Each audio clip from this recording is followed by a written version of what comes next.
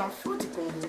Je vous invite sur le meilleur blog de Belgique, www.banamikili.skyblog.com.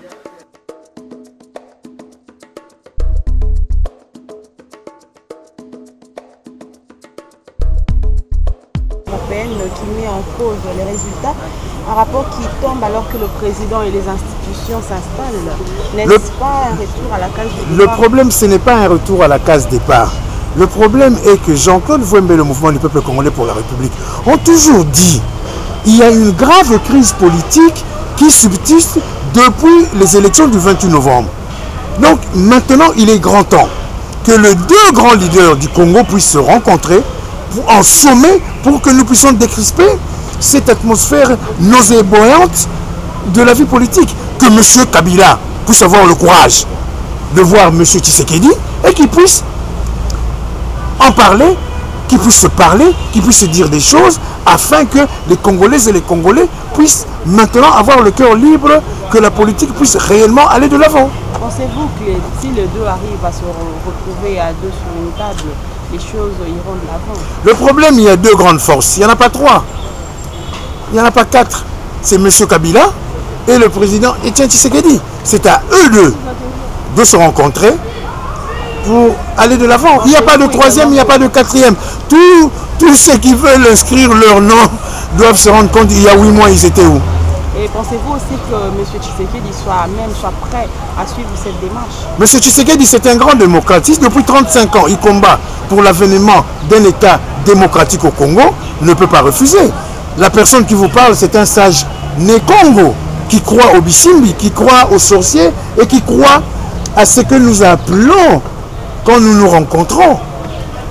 Il faudrait que les uns et les autres puissent se parler. Le président Etienne Tshisekedi croit à cela, aux vertus de la République, aux vertus de l'amour et aux vertus du prochain. La preuve en est, il pouvait très bien lancer un message féroce, mais il a préféré mieux appeler au calme le peuple congolais jusqu'à ce jour.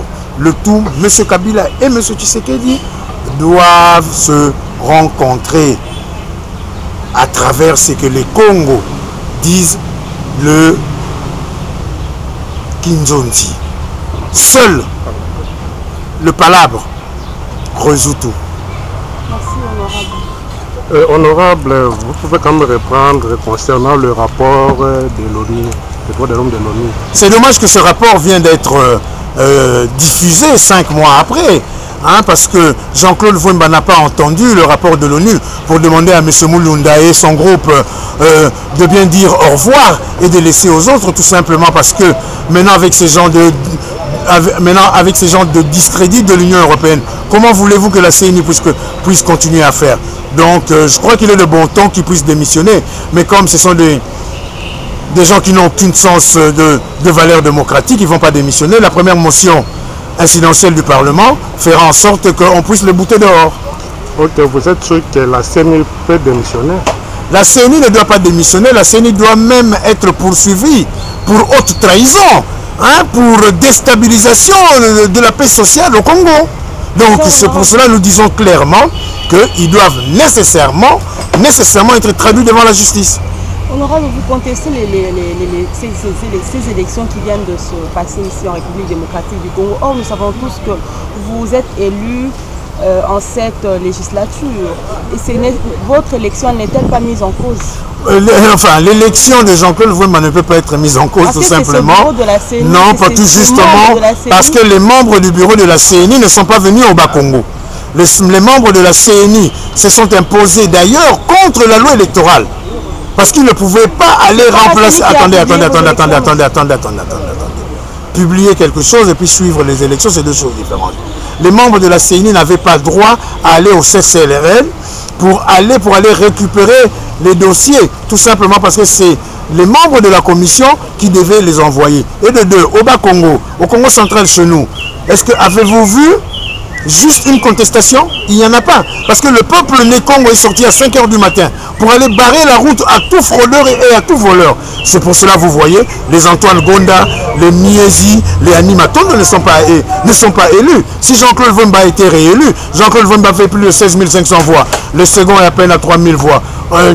Oui, mais là, parce que la vigilance des Congolaises et des Congolaises du Bas-Congo, du Congo central, a fait en sorte qu'il ne puisse pas y avoir de la tricherie. vous êtes le seul élu du Bas-Congo. Je ne suis pas le seul élu, mais je suis parmi les élus, enfin, je suis parmi les réélus du Bas-Congo, et dans tout le Bas-Congo, ça je peux l'attester, il n'y a pas eu de fraude. C'est ces mêmes membres de la CENI qui ont... Justement parce que les membres du bureau n'étaient pas venus au Bas-Congo. Mais il y a quand même une commission qui est... Non, la commission, c'est une commission qui était là depuis la CI, et ils ont vécu beaucoup de choses qui les a rendus responsables. Mais et constitue quand même... le problème, c'était quoi? Quand le président Ngoïmoulou a demandé d'avoir 175 000 témoins, il sait pourquoi il avait. Jean-Claude Vouem avait 250 témoins à Kassangoulou. Hein? Il y avait 190 bureaux de vote. Ok. Merci, honorable. C'est moi.